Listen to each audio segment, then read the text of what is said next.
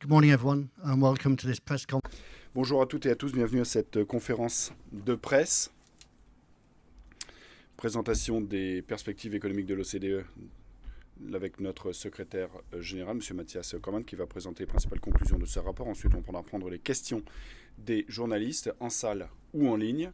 Nous avons Hasse Johansen, qui est directeur de la politique et de la recherche à l'OCDE, avec Louis De Mello, qui est directeur à l'OCDE des études pays. Monsieur le secrétaire général, vous avez la parole. Bonjour à toutes et à tous. Bienvenue au lancement de ces perspectives économiques de l'OCDE. La croissance mondiale a continué à un rythme résilient, tiré par la concentration des échanges en début d'année, en prévision d'une hausse des droits de douane, par la vigueur des investissements dans l'IA et par des politiques macroéconomiques de soutien.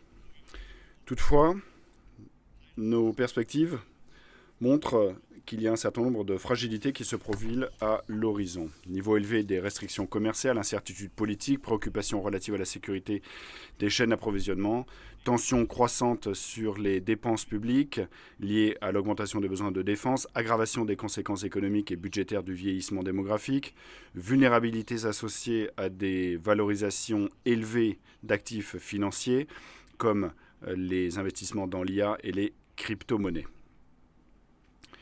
Nous prévoyons désormais une croissance du PIB mondial de 3,2% cette année, ce qui n'est que légèrement inférieur au taux de 3,3% atteint l'an dernier. Pour l'année prochaine, la croissance mondiale devrait se modérer pour s'établir à 2,9%, avec une hausse des droits de douane aux États-Unis et en Chine qui augmente les coûts pour les entreprises, ce qui freinera la croissance des échanges et des investissements. Pour 2027, nous prévoyons un léger rebond de la croissance à 3,1% à mesure que l'impact maximal de la hausse des tarifs se dissipera et que l'inflation diminuera. Les pays de l'OCDE enregistrent un taux de croissance environ 2 fois inférieur à celui du reste du monde, tandis que la convergence économique observée dans d'autres régions, en particulier dans les pays émergents d'Asie, reste le principal moteur de la croissance mondiale. L'activité dans le secteur des technologies est vigoureuse, stimulée par la forte croissance des investissements dans l'IA et d'autres technologies numériques. Production industrielle de produits informatiques et électroniques a beaucoup augmenté, beaucoup plus que la production industrielle totale dans différents pays et régions. Aux États-Unis, les investissements technologiques, tirés notamment par les importations de produits et des technologies de l'information et de la communication, ont été un moteur essentiel de l'activité économique au premier semestre 2025. Les politiques budgétaires et monétaires ont contribué à soutenir l'activité. Déficit primaire des pays de l'OCDE, c'est-à-dire déficit budgétaire des administrations publiques hors charge d'intérêt, reste nettement plus élevé qu'en 2022. La politique monétaire a été assouplie dans la plupart des économies avancées au cours de l'année écoulée, ce qui a fait baisser les taux débiteurs des banques pour les entreprises et les ménages, soutenant la croissance du crédit. Le taux moyen des droits de douane sur les importations et les marchandises aux États-Unis est estimé à 14,9% en novembre, en nette hausse par rapport aux 2,3% de janvier, mais en baisse par rapport aux 16% affichés en septembre, grâce ou en raison de plusieurs nouveaux accords commerciaux. Les effets de ces droits de douane plus élevés depuis le début de l'année se feront pleinement sentir à mesure que les entreprises réduiront les stocks qu'elles ont constitués en réaction aux annonces tarifaires faites plus tôt cette année et que les droits de douane plus élevés seront appliqués. Jusqu'à maintenant, notre estimation du taux de droits de douane qui est effectivement appliqué aux États-Unis, sur la base des dernières statistiques disponibles sur les droits de douane et les importations, est inférieur au taux prévu par la loi. Ce qui nous porte à croire que le recouvrement des droits de douane va probablement augmenter dans les mois à venir. Marché du travail reste tendu, même si l'on observe des signes d'assouplissement. Les offres d'emploi ont retrouvé leur niveau d'avant la pandémie, donc 2019. Le taux de chômage dans la zone OCDE s'établit néanmoins à 4,9% au deuxième trimestre et 5% en septembre, en légère hausse par rapport au point bas record de 4,8% qui avait été atteint en juin 2023. Nos projections laissent entrevoir une modération de la croissance du PIB mondial, 3,2% cette année, 2,9% l'an prochain, avec un léger rebond à 3,1% en 27, ce que je disais tout à l'heure. Par rapport aux perspectives économiques publiées en juin cette année, les projections sont en hausse de 0,3 points de pourcentage pour cette année et restent inchangées pour l'année prochaine.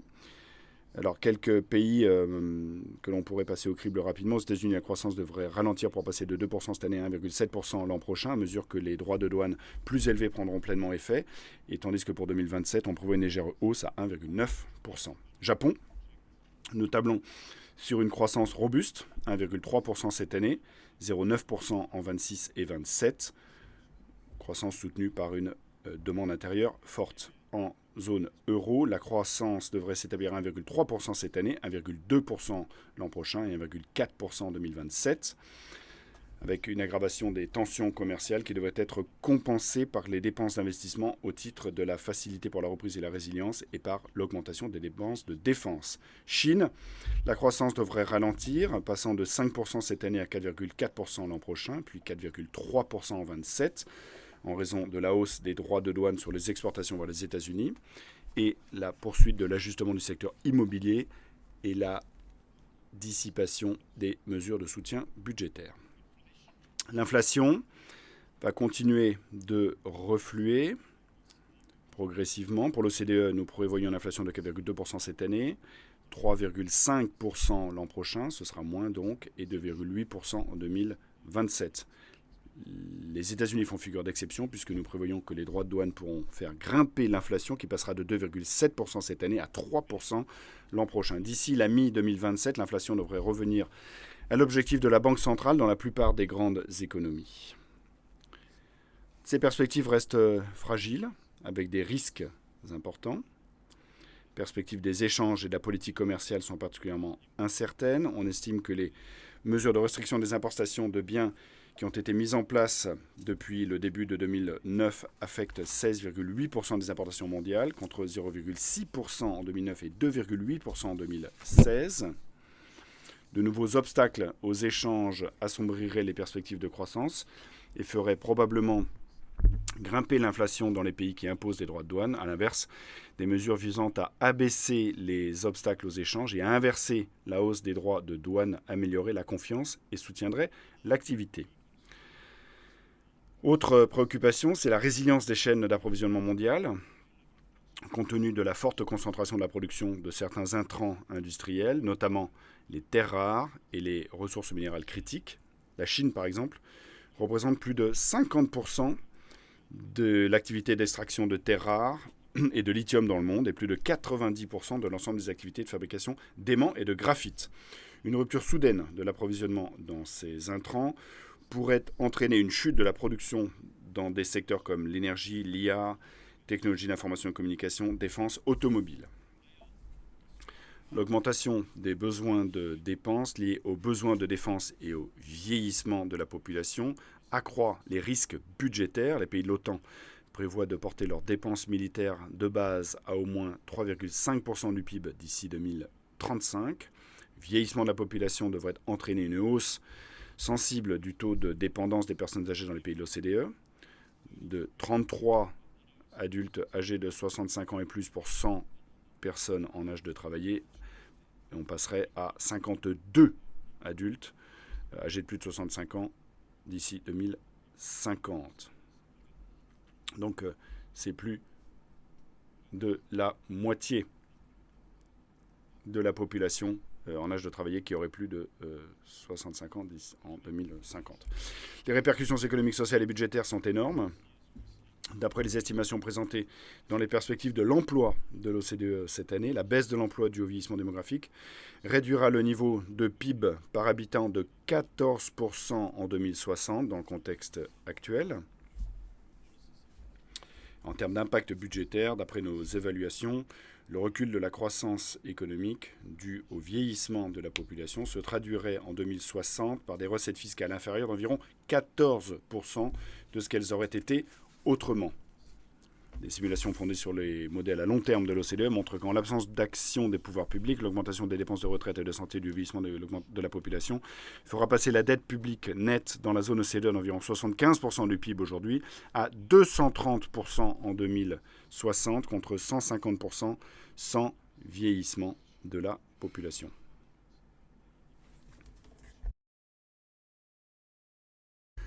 Les valorisations des actifs, en particulier celles des entreprises technologiques américaines, sont élevées, ce qui témoigne d'un vif optimisme à l'égard de l'IA et de ses gains de productivité potentiels. Depuis 2020, les bénéfices anticipés ont augmenté 3 fois plus vite dans le secteur des technologies que dans d'autres secteurs.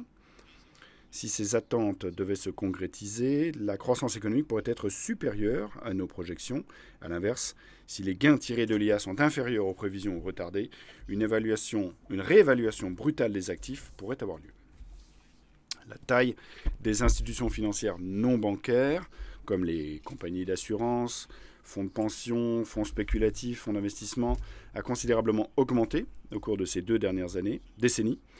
Certaines de ces institutions, notamment les sociétés d'investissement immobilier, les sociétés de développement commercial, sont à la fois fortement endettées et moins réglementées que les banques, ce qui les rend vulnérables au choc.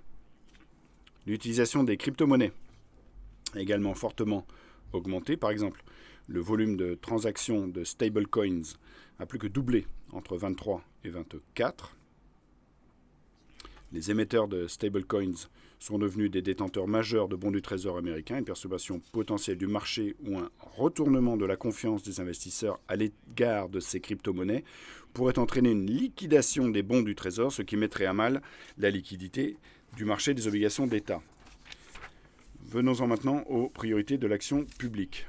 Un dialogue constructif entre les pays est essentiel pour parvenir à un règlement durable des tensions commerciales.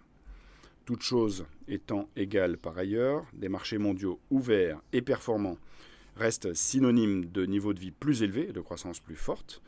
Nous devons continuer à tirer parti de ces avantages qui sont très réels, tout en nous attaquant aux préoccupations réelles que suscitent les pratiques commerciales déloyales, l'inégalité des règles du jeu, la résilience des chaînes d'approvisionnement, en particulier pour les principales lignes de produits stratégiques et plus généralement la sécurité économique. C'est pourquoi nous recommandons vivement à tous les gouvernements, à tous les États, de travailler ensemble au niveau bilatéral, multilatéral, pour trouver les meilleurs moyens de rendre nos accords commerciaux internationaux plus équitables et plus efficaces, de manière à préserver les avantages économiques des marchés ouverts et d'un commerce mondial fondé sur des règles. Nos simulations par modélisation mettent en évidence plusieurs avantages. Baisse généralisée des droits de douane à l'échelle mondiale de 1,5 point de pourcentage, qui pourrait faire augmenter le PIB mondial de 0,3% dès la 3e année, tout en réduisant l'inflation annuelle dans l'économie mondiale de plus de 0,2 points de pourcentage au cours des 3 premières années. De leur côté, les banques centrales doivent rester vigilantes. La poursuite des baisses de taux est justifiée lorsque l'inflation est fermement au niveau des objectifs ou revient à ces derniers. Mais les banques centrales doivent être prêtes à s'ajuster en cas de nouvelles tensions inflationnistes ou de faiblesse inattendue du marché du travail. La plupart des grandes économies avancées devraient continuer à abaisser leurs taux ou les maintenir à un niveau stable au cours des prochains trimestres. Le Japon faisant figure d'exception, le taux directeur devrait baisser de 0,5 à 2% de 0,5 à 2% d'ici la fin 2027, l'inflation devenant plus fermement ancrée à l'objectif de la Banque centrale. Compte tenu de l'importance croissante des institutions financières non bancaires, le crédit privé, c'est-à-dire les prêts consentis par des établissements non bancaires aux ménages et aux entreprises, a considérablement augmenté. Il atteint 11% des prêts bancaires désormais aux entreprises, c'était l'an dernier. Les autorités de réglementation financière devraient assurer une surveillance efficace des établissements financiers non bancaires en recueillant des données en temps utile et en réalisant des stress tests de résistance pour identifier les expositions et atténuer les risques systémiques. La discipline budgétaire reste à l'ordre du jour pour s'attaquer à la dette publique qui est élevée et en croissance et pour conserver une marge de manœuvre budgétaire pour réagir à des chocs à venir. L'année dernière, la dette publique dans la zone OCDE était à 111% du PIB, contre 73% en 2007. Sur la même période, la dette publique dans les économies de marchés émergentes du G20 est passée de 54% à 70% du PIB. Le coût du service de cette dette publique, lui aussi, augmente. Les charges d'intérêt des administrations publiques ont augmenté en pourcentage du PIB dans environ 2 tiers des pays de l'OCDE en 2024, s'établissant désormais à 3,3% en moyenne. Les plans budgétaires devraient être axés sur la maîtrise de la croissance des dépenses, l'amélioration de l'efficience des dépenses, le ciblage des prestations sociales sur les personnes dans le besoin et la réaffectation des dépenses vers des domaines qui soutiennent mieux les opportunités et la croissance. Des réformes structurelles ambitieuses sont donc essentielles pour ouvrir des perspectives plus favorables à la croissance économique. La croissance du PIB potentiel par habitant dans la zone OCDE est estimée à 1,4% cette année, contre 2,2% à la fin des années 90. La création d'emplois a stimulé la croissance ces dernières années, tandis que la contribution de la croissance de la productivité et en particulier de l'investissement ont sensiblement baissé. Les réformes de la politique de la réglementation, qui font l'objet d'un chapitre spécial dans les perspectives de l'économie, peuvent être un moteur particulièrement puissant d'une croissance plus forte. Pour 37 des 55 pays étudiés dans les perspectives, l'allègement des formalités administratives et la simplification de la réglementation constituent une priorité essentielle. La réforme de la conception et du contrôle de la réglementation et l'abaissement des obstacles à l'entrée dans les secteurs des services sont deux autres priorités de l'action publique qui sont courantes dans les pays. De nouvelles estimations empiriques menées par l'OCDE montrent que les gains économiques considérables pourraient découler de l'assouplissement de la réglementation. Par exemple, aligner la réglementation du commerce de détail sur celle de 3 pays de l'OCDE où la réglementation est la plus favorable à la concurrence permettrait d'accroître la productivité du travail de 2,3% dans les pays de l'OCDE sur le long terme. Et une réglementation moins stricte des services professionnels se traduirait par une hausse de la productivité du travail de 1,6% en moyenne. Pour conclure, les présentes perspectives économiques de l'OCDE prévoient un impact négatif relativement modéré des chocs commerciaux récents et une forte incertitude sur l'économie mondiale au cours des 2 prochaines années, même s'il y a des fragilités importantes, et si la croissance restera faible par rapport au niveau observé par le passé. Afin de stimuler la croissance et renforcer durablement les niveaux de vie, les pays doivent agir avec détermination et dans un esprit de coopération, en s'attaquant aux risques sous-jacents, en préservant la viabilité des finances publiques et en faisant progresser leurs réformes structurelles. Merci de m'avoir permis de vous présenter ces dernières perspectives de l'économie. Je passe la parole à Assa et à Louis qui vont pouvoir répondre à vos questions. Secretary General, I'd just like to remind you. Merci. Petit rappel aux journalistes qui sont en ligne, vous pouvez poser des questions en passant par le chat. Encore une fois, Hassan, directeur donc politique recherche, direction économie de l'OCDE, et Rich Mano, directeur donc études pays. Y a-t-il des questions? Est-ce que vous pourriez nous expliquer la raison pour laquelle vous êtes moins pessimiste maintenant qu'en juin et en septembre, s'agissant donc des droits douaniers et leur impact, notamment aux États-Unis? Le micro n'est pas branché. Alors, on a pu effectivement constater que l'impact des droits douaniers était moins important que ce qu'on avait prévu en juin ou septembre. Alors, il y a plusieurs facteurs qui expliquent cet état de choses. On a pu constater que les entreprises puisent dans leurs inventaires, leurs réserves, ceci afin de compenser dans une certaine mesure l'impact des droits douaniers et grugent aussi dans leurs bénéfices. En outre, il y a un décalage entre la mise en œuvre d'un droit douanier et son application, son annonce et son application. En outre, ce qu'on a pu constater aussi, c'est que les pays ont pu adopter des mesures pour compenser cela, notamment des mesures macroéconomiques. On a constaté aussi qu'il y a eu une recrudescence de l'investissement en lien avec l'IA. Donc, ceci a pu permettre une certaine compensation de l'impact des droits douaniers par rapport à nos projections. Merci. Y a-t-il d'autres questions? Oui, William Harbin, Bloomberg, qui a 2 questions. Depuis les perspectives intérimaires en septembre, vous avez révisé à la hausse les prévisions pour les États-Unis et la zone euro. Pourriez-vous développer? Oui, alors effectivement, si on a révisé ces prévisions, cela s'explique du fait du comportement et du fait donc de certaines tensions qui a été compensé par le dynamisme de la demande nationale. Prenons le cas des États-Unis. Là, on sait que les droits douaniers, l'incertitude en matière de politique publique, ceci donc a pesé sur l'économie, sur l'activité économique. D'un autre côté, on a constaté un dynamisme au niveau de l'investissement, notamment par rapport à l'IA. Eh bien, ceci s'explique du CAPEX, développement d'infrastructures en lien au data center, par exemple, et aussi parce que les entreprises achètent l'équipement qu'il leur faut pour assurer donc que ça se passe bien dans cette nouvelle donne, nouvelle technologie. Tout ceci a pu doper l'économie et notamment l'activité économique, ce qui a servi à compenser en partie cette incertitude, et notamment du fait donc de ces droits de douane. Donc, dans l'ensemble, ce qu'on a pu constater, comme l'a indiqué ma collègue, c'est qu'il y a eu une réaction, un impact retardé par rapport donc à l'impact des droits douaniers. D'un autre côté, une demande nationale qui a le vent en poupe en lien avec l'investissement, en lien aussi avec les évolutions donc technologiques auxquelles nous sommes confrontés à l'heure actuelle. Une question complémentaire. Pourquoi est-ce que cela reste inchangé que vos perspectives, en dépit donc de certaines dispositions prises? La prévision mondiale reste inchangée.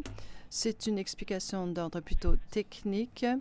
Je pars du principe que vous parlez effectivement de la différence entre ce qu'on propose ici et la perspective intérimaire. Alors oui, ça évolue, mais il faut comprendre aussi que la réponse, elle, par contre, à cette question sera technique. Donc voilà. Paolo Levi, Italian News Agency, agence italienne. Alors, la croissance en Italie semble assez faible. Quelles seraient vos suggestions aux autorités italiennes afin d'améliorer la situation? Oui, effectivement, la croissance en Italie connaît une croissance en berne depuis un certain temps déjà. Alors, ce qui se passe, c'est qu'en Italie, tout comme dans d'autres économies avancées, la croissance de la productivité est beaucoup plus atone que ce à quoi on aurait pu s'attendre et beaucoup plus atone que ce qu'il faudrait pour assurer qu'on ait effectivement un taux de croissance qu'on cherche à long terme. L'économie italienne, en fait, a même un taux négatif du point de vue de la demande nationale à la lumière donc de l'ensemble de l'incertitude en matière politique qui existe à l'heure actuelle. L'investissement aussi est plutôt tassé, et ce pour les mêmes raisons. Ce que l'on trouve important peut être afin de maintenir sa trajectoire d'assainissement donc des finances publiques, ce qui est particulièrement important pour un pays qui a un niveau d'endettement assez élevé, comme c'est le cas en l'occurrence de l'Italie. Pour autant, il y a beaucoup d'opportunités, des réformes structurelles qui permettraient donc à l'Italie de se sortir de cette situation et de doper son taux de croissance. Ceci se traduirait par une amélioration donc du niveau de vie de la population italienne, mais aussi permettrait un assainissement des finances publiques aussi. Ça veut dire qu'il est important de faire en sorte que le taux d'activité soit meilleur, le taux d'activité, notamment des jeunes et des personnes âgées, est faible. Par conséquent, il existe un véritable potentiel à ce niveau-là. Il est important à la vitesse à laquelle vieillit la population italienne, de faire en sorte qu'on puisse vraiment utiliser toutes les ressources, toute la population active. C'est important aussi par rapport à l'infrastructure. Dans le cadre de la transition verte, il est important de ne pas ménager nos efforts, déployer tout ce qui permet effectivement de doper la performance de l'économie italienne. Ceci serait une bonne nouvelle à moyen et long terme. Henry Saker Clark, The Independent au Royaume-Uni. Selon l'OCDE, comment est-ce que l'augmentation des taxes de l'impôt au Royaume-Uni va avoir une incidence sur les perspectives de croissance au Royaume-Uni? L'économie du Royaume-Uni, on a effectivement pris connaissance du nouveau budget et ça veut dire que désormais, c'est un peu plus quelque chose qui se fera a posteriori plutôt qu'à priori. Il y a certains aspects qui se feront a priori, et cela permet effectivement que toutes ces mesures de faire avancer les choses. Mais en fait, ça sera fait plus tard, plus que ce à quoi on s'attendait. De manière générale, cela permettra d'assainir les finances publiques au Royaume-Uni, réduire la dette, ce qui est important non seulement pour l'économie du Royaume-Uni, mais c'est en fait une vérité pour d'autres économies avancées. Pour autant, on ne peut pas perdre de vue aussi les réformes structurelles, encore une fois, tout comme dans le cas d'Italie, que j'ai évoqué à l'instant, mais aussi dans le cas du Royaume-Uni. Ceci peut jouer un rôle très important pour faire en sorte qu'on dope un petit peu les taux de croissance dans le temps. S'agissant du Royaume-Uni, tous les efforts qui concernent l'aspect déréglementation question. Réduire le fardeau qui pèse sur les entreprises permettra effectivement d'avancer. Tout ce qui concerne les permis, l'octroi des permis, etc. Tout ceci aussi contribuera à faire en sorte que le secteur des entreprises sera plus dynamique au Royaume-Uni, que la croissance sera au rendez-vous. Et ceci donc constitue un aspect important pour les deux secteurs. Merci. Vous avez parlé de l'importance de la pérennité budgétaire, viabilité budgétaire. Comment est-ce que les pays devraient effectivement travailler la question de ratio de dette-dépenses tout en tenant compte des besoins en dépenses? Alors, ce sur quoi nous avons insisté dans le cadre de notre évaluation, mais de manière plus générale aussi, c'est qu'il est important que les pays assurent la viabilité de la dette, et ce, à long terme. Pourquoi? C'est important parce que si la dette devient trop lourde et qu'on consacre une part trop importante au niveau du service de la dette, le loyer, l'argent, plutôt que de s'intéresser à certains thèmes, vieillissement, santé, défense, entre autres, eh bien, ça poserait problème. C'est important que les pays travaillent sur la façon dont ils vont dépenser, maîtrisent leurs dépenses et consacrent effectivement les dépenses sur les personnes qui en ont le plus besoin. Ça veut dire qu'il faut avoir des plans et aussi avoir des institutions budgétaires qui sont robustes, très important. Dans certains cas de figure, il sera peut-être effectivement nécessaire d'aller chercher des recettes supplémentaires et qui plus est de manière à ce que cela accompagne la croissance et ne pas trop peser sur les entreprises et dissuader d'investir ou peser trop sur les ménages pour les dissuader de travailler. Voilà quelques pistes. Ça, c'est effectivement quelque chose qui relève du domaine du faisable. Le message principal, c'est qu'il est vital de faire en sorte qu'on remette la dette sur une trajectoire pérenne à long terme.